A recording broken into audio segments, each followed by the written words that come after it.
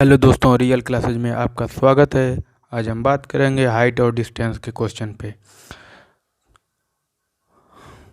Exercise number 9.1 का question number दूसरा रहेगा। तो चलिए आइए देखते हैं दूसरा क्वेश्चन क्या है, कैसे इसको लगाएंगे।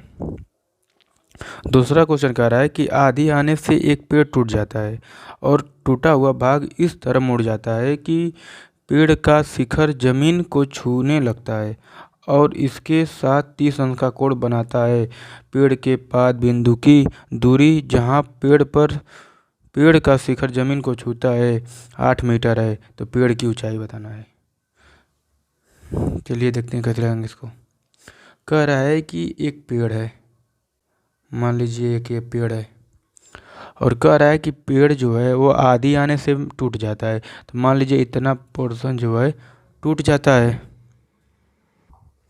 तो इतना भाग टूट जाता है। तो जो टूटता है तो बच रहा है, जो इतना भाग बच रहा है टूटने के बाद ये टूट रहा है, तो ये जो टूट रहा है जितना भाग, वही भाग क्या हो रहा है, ये नीचे की तरफ आ जा रहा है। और जब ये आ रहा है तो ये पाद भूमि से क्या हो रहा है, टच हो जा रहा है। ठीक, तो इसको मान लीजिए हम डॉटेड लाइन से दिखा देते हैं जो टूटा हुआ भाग है।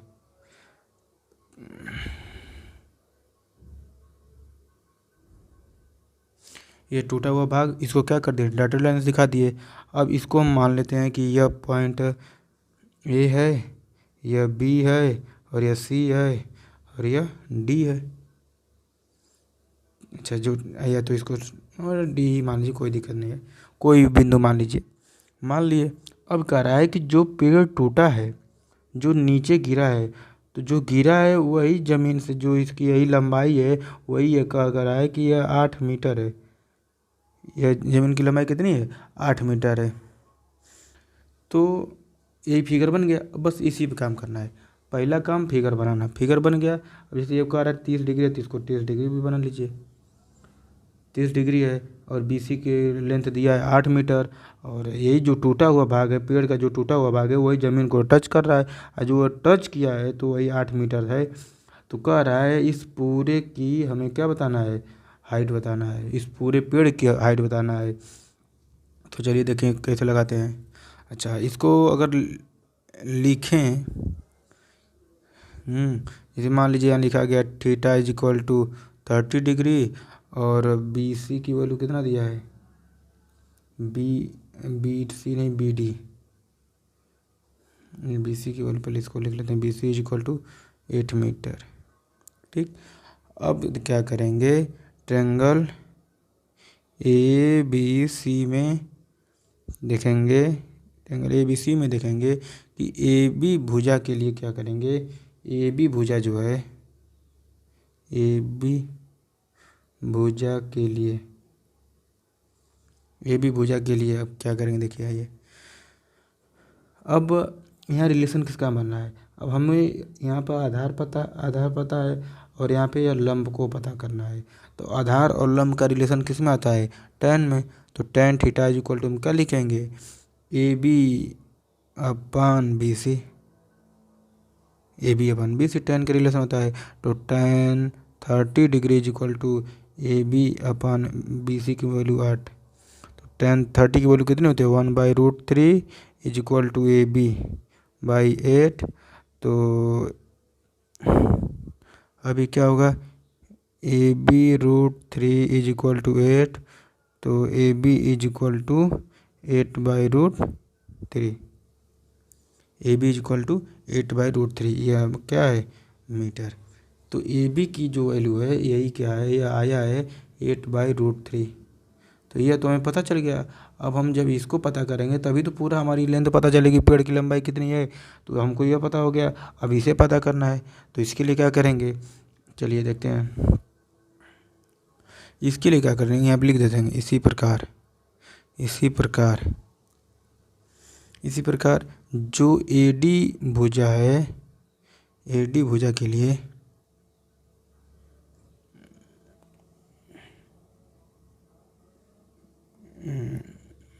AD नहीं, सॉरी, AC भुजा के लिए ना, AC भुजा के लिए, AC भुजा कौन है, यही है AC भुजा। AC भुजा। अब इस AC भुजा के लिए हम निकालेंगे, तो जब इसके लिए निकालेंगे तो क्या होगा देखिए। अब यहाँ पे किसका रिलेशन बना पहले ये देखेंगे। तो ये हो गया हाइपोटेनस मतलब कर्ण, और ये हो गया आधार। कर्ण और आधार हमको पता है, तो कर्ण और आधार में किसका रिलेशन बनेगा, कर्ण और आधार में कास का बनेगा। तो कास 30 डिग्री इज इक्वल टू क्या हो जाएगा, BC/AC। तो कास 30 की वैल्यू √3/2, और BC की वैल्यू दिया ही था 8, और AC की वैल्यू हमें पता ही नहीं है। तो AC की वैल्यू पता करने के लिए क्या करेंगे, अब इसका मल्टीप्लाई, तो AC इज इक्वल टू 16/√3 आ जाएगा। ठीक, तो पेड़ की ऊंचाई पता करना है ना, पेड़ की ऊंचाई। अब पेड़ की ऊंचाई बताना है, तो पहले तो ये भी था और फिर AC हो गया। देखिए यहाँ से AB निकाल ही लिए थे, और यहाँ पे जो है AC भी निकल गया। तो जो यही जो लंबैया था वही तो ये लंबैया है, इसको हम निकाले हैं। तो इससे यही ना पता चला कि ये जो टूटा हुआ पेड़ का जो टूटा हुआ भाग था वही ज़मीन पर टच हुआ था। तो जब टच हुआ था तो अगर हम ये निकाल दिए कि अब 8 सेंटीमीटर मान लीजिए है, तो 8 ही है तो 8 तो ये भी होगा, दोनों सेम होगा। तो क्या करेंगे, एक बार इसका निकाल लिए और यह निकल गया, मतलब यह निकल गया 16√3। अब क्या करेंगे, इन दोनों को जोड़ देंगे तो हमें पूरा टोटल पता चल जाएगा। तो AB + AC is equal to क्या होगा, AB की वैल्यू कितना निकाले थे 8/√3, प्लस AC की वैल्यू निकाले थे 16/√3। अब दोनों को जोड़ लेते हैं, तो 16 और 8 24/√3 हो गया। अच्छा, अब इसको चाहे अगर परमीकरण करना है, यहाँ पर लिख देते हैं हर का परमीकरण, हर का परिमेयीकरण करना, या इसी को बोलते हैं रेशनलाइज करना। तो इसी को क्या करेंगे, √3/√3, ऊपर भी √3 या नीचे भी √3, तो क्या करेंगे मल्टीप्लाई कर देंगे। अब क्या होगा देखिए, तो ये 24√3/3, 3 से काटेंगे 3/24, मतलब 8√3, 8√3 मीटर जो होगा, यही जो होगा पेड़ की ऊंचाई होगी। यहाँ लिख देंगे, अतः पेड़ की ऊंचाई 8√3 मीटर है। ये हमारा हो जाएगा आंसर। देख लीजिए, थोड़ा लंबा क्वेश्चन है, लंबा है नहीं, लंबा इसको हम बना दिए इसलिए कि थोड़ा बेसिक से एकदम बता रहे हैं, एकदम पूरा एक्सप्लेन करके, इसलिए थोड़ा लंबा लग रहा है। तो यह रहा क्वेश्चन नंबर 2 हो गया। अब आएंगे क्वेश्चन नंबर 3 पे।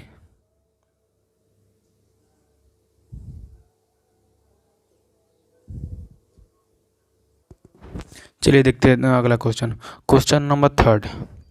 क्वेश्चन नंबर 3 कह रहा है कि एक constructor plans to install 2 slides for the children to play in a park for the children below the age of 5 years. She prefers to have a slide whose top is at a height of 1.5 meter and is inclined at an angle of 30 degree to the ground. Where for elder children, she wants to have a steep slide at a height of 3 meter and inclined at an angle of 60 degree to ground. What should be the length of slide in each case? कह रहा है कि एक ठेकेदार बच्चों को खेलने के लिए एक पार्क में 2 फिसलन पट्टी लगाना चाहती हैं। 5 वर्ष से कम उम्र के बच्चों के लिए वह एक ऐसी फिसलन पट्टी लगाना चाहती हैं जिसका शिखर 1.5 मीटर की ऊंचाई पर हो और भूमि के साथ 30 अंश के कोण पर झुका हो, जबकि इससे अधिक उम्र के बच्चों के लिए 3 मीटर की ऊंचाई पर एक अधिक ढाल की फिसल पट्टी लगाना चाहती है तो भूमि के साथ 60 अंश का कोण बनाती है। प्रत्येक स्थिति में फिसलन की लंबाई क्या होगी। देखिए क्वेश्चन थोड़ा है लंबा, ठीक है। अब इसको लगाएंगे कैसे, देखिए है बहुत सिंपल, बस लंबा ही क्वेश्चन है। तो चलिए इसको देखते हैं कैसे लगाएंगे। अब इसको जब लगाएंगे तो इसमें देखिए 2 फिगर बनेगा हमारा। जैसे मान लीजिए पहला अगर हम बना रहे हैं तो एक मान लीजिए ये बना दिए और एक जो है ये बना दिए, 2 बनाए। क्यों एक जो दिया था यह 1.5 मीटर का दिया था और एक दिया था 3 मीटर का दिया था और 3 मीटर का दिया था। अच्छा, इसका जो एंगल दिया था वह 30 डिग्री है और इसका जो दिया है वो 60 डिग्री है। ठीक, देखिए एक 30 डिग्री है और एक 60 डिग्री है। 2 डिग्री, एक 1.5 मीटर की ऊंचाई पर है और एक 3 मीटर की ऊंचाई पर है। हो गया। अब इसका हम नामकरण करते हैं ABC और इसका भी नामकरण कर देते हैं PQR। दोनों अलग अलग नामकरण हो गया। अब क्या हमें करना है, चलिए देखते हैं। चलिए फर्स्ट केस में लगाते हैं। मतलब फर्स्ट केस में क्या है कि जो समकोण त्रिभुज अच्छा इसमें जो भी बनेगा समकोण त्रिभुज बनेगा। तो समकोण त्रिभुज में ट्रायंगल ABC की बात करेंगे पहले। ट्रायंगल ABC में देखेंगे कि जो पट्टी है उसकी जो लंबाई है AC है, यही ना है पट्टी। इस पट्टी की लंबाई क्या है AC। तो यहाँ पे लिख लेंगे या मान लेंगे, चाहे कुछ लिख सकते हैं, कोई ज़रूरी नहीं है। AC फिसलन की लंबाई है। अच्छा, अब यह देखिए यहाँ पे दिया है परपेंडिकुलर और यहाँ पे हाइपोटेनस। इन दोनों का रिलेशन के बारे में पूछ रहा है। तो परपेंडिकुलर और हाइपोटेनस मतलब लंब और कर्ण का रिलेशन क्या होता है, साइन। तो साइन थीटा यहाँ पे निकालेंगे। बस यही हमको पता करना है कि कौन किसका किसका दिया है और किसका रिलेशन निकालना है। साइन को साइन, कास टेन, जिसका भी रिलेशन पूछे उसी का रिलेशन देंगे हम। तो यह लंब और कर्ण की बात कर रहा है तो लंब और कर्ण साइन में आता है। तो ये हो जाएगा sine theta is equal to AB/AC। अच्छा, साइन 30 अंश इज इक्वल टू AB कितना दिया है 1.5। AB देखिए ये 1.5 अपॉन AC की वैल्यू हमको पता करना है। तो 1/2 बराबर 1.5/AC। तो AC इज इक्वल टू 1.5 दूना के 3 मीटर क्या हो जाएगा AC की लंबाई हो जाएगी। फिसलन पट्टी जो है उसकी लंबाई कितनी हो जाएगी 3 मीटर। जो छोटी वाली है यहाँ पर लिख देंगे छोटी वाली की। अब यहीं पे निकाल देते हैं यहीं पे बड़ी वाली की। केस टू में देखेंगे तो यहाँ पे ट्रायंगल PQR में आ जाएगा बात। और जब PQR करेंगे तो इसमें भी साइन थीटा निकालेंगे। ये भी लंब और कर्ण की बात कर रहा है तो PQ/PR। तो sine 60 degree is equal to इसकी वैल्यू दिया था 3/PR। तो हो जाएगा √3/2 इज इक्वल टू 3/PR। और PR यदि इसको काट सकते हैं √3 से इसको काटेंगे तो √3 हो जाएगा। तो ये हो जाएगा PR इज इक्वल टू 2√3 हो जाएगा। PR इज इक्वल टू कितना होगा 2√3 मीटर हो जाएगा। ठीक, तो यह हमें क्या पता चला, यह बड़ी फिसलन पट्टी का पता चलेगा। मतलब छोटी फिसलन पट्टी की वैल्यू कितना आया 3 मीटर और बड़ी का आ गया 2√3 मीटर। तो ये हमारा क्या हो जाएगा आंसर हो जाएगा। यही है आंसर। देख लीजिए क्वेश्चन कितना लंबा था लेकिन सॉल्यूशन इसका देखिए कितना शॉर्ट है। बस इसमें समझना है, बस फिगर ड्रा हो गया तो क्वेश्चन एकदम आसानी से लग जाएगा। सबसे ज़रूरी है फिगर बन आ गया तो आंसर तुरंत आएगा। चलिए क्वेश्चन नंबर 1 और बताते हैं इसमें। चलिए देखते हैं क्वेश्चन नंबर चौथा का देखते हैं क्या कह रहा है कि एंगल ऑफ एलिवेशन का मतलब क्या होता है, उन्नयन कोण। हिंदी में बताए थे उन्नयन कोण। एलिवेशन क्या होता है, जो नीचे से किसी खम्भे को देखें। जब नीचे से अगर खम्भे को देखेंगे तो यह एंगल ऑफ एलिवेशन। अगर ऊपर से ही नीचे को इसी को देखेंगे तो यहाँ पर जो एंगल बनेगा उसको बोलते हैं एंगल ऑफ डिप्रेशन। ठीक, अब हिंदी में इसको क्या बोलते हैं, एंगल ऑफ एलिवेशन को बोलेंगे उन्नयन और डिप्रेशन को बोलेंगे अवनमन। बात समझ में आ गया। अब कह रहा है कि top of a tower from a point on the ground which is 30 metre away from the foot of the tower is 30 degree, find the height of the tower. कह रहा है कि भूमि के एक बिंदु से जो मीनार के पाद से 30 मीटर की दूरी पर है, मीनार के शिखर का उन्नयन कोण है, उन्नयन कोण 30 अंश है, तो मीनार की क्या बताना है, ऊंचाई। चलिए इसको देखते हैं, लगाते हैं। इसको लगाएंगे कैसे। अब इसमें जो पहले का जो फिगर कर रहा है उसको पहले बना लीजिए। उन्नयन कोण बढ़ाना है तो ये सीधी सीधी बात, इस तरह समकोण त्रिभुज बनाइए, राइट एंगल ट्रायंगल बनाइए। और एंगल ऑफ डिप्रेशन की बात कर रहा है तो 30 अंश डिप्रेशन उन्नयन कोण। अच्छा, इसकी हाइट हमें पता करनी है। और जो भूमि की आधार का दिया है दूरी पाद की बिंदु से 30 मीटर है, यह 30 मीटर यह दूरी है और यही ऊंचाई हमें बताना है। तो इसको हम अगर ए बी सी 3 बिंदु हो गया। अब तीनों बिंदु में हम यहाँ पर लिखेंगे ट्रायंगल ए बी सी में, in triangle A B C में देखेंगे। अब देखिए यहाँ पे हाइट और क्या है, बेस की बात कर रहा है, मतलब लंब और आधार की बात कर रहा है। तो जब लंब और आधार की बात करेगा तो किस में आएंगे, tan में आएंगे।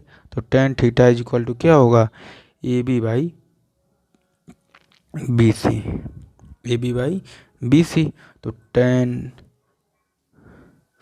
थीटा की जगह कितना है 30 डिग्री, और ए बी की वैल्यू हमें फाइंड करना, तो ए बी मान लिए एच है, तो एच हो गया, यह है 30। और tan 30 की वैल्यू होता है 1/√3 एच अपान 30। तो एच √3 इज इक्वल टू 30, तो एच इज इक्वल टू 30/√3। इसका रेशनलाइज कर देंगे, हर का परिमेयीकरण कर देंगे तो क्या हो जाएगा, नीचे ऊपर √3 से मल्टीप्लाई करेंगे तो 30√3/3। अब जब इसको करेंगे सॉल्व तो 30 दाम में 30, तो 10√3, ये हमारा क्या हो जाएगा मीटर। तो यह क्या आ गया, यह मीनार की हमारी मीनार की ऊंचाई, मीनार की ऊंचाई यही हमें मिल गया। तो मीनार की ऊंचाई कितना है 10√3 मीटर, यही हो जाएगा आंसर। यही है, देख लीजिए क्वेश्चन नंबर 4 का आंसर है ये 10√3 मीटर। तो आज के लिए बस इतना ही रहेगा, और इसके आगे का क्वेश्चन अब अगले वीडियो में बताएंगे। अगर आपको किसी वीडियो में किसी भी कोई भी क्वेश्चन में कोई भी प्रॉब्लम आ रही हो तो उसे कमेंट बॉक्स में कमेंट कर दीजिए। और शेष के लिए सेल्स कल बताएंगे। तो आज के लिए इतना ही, धन्यवाद।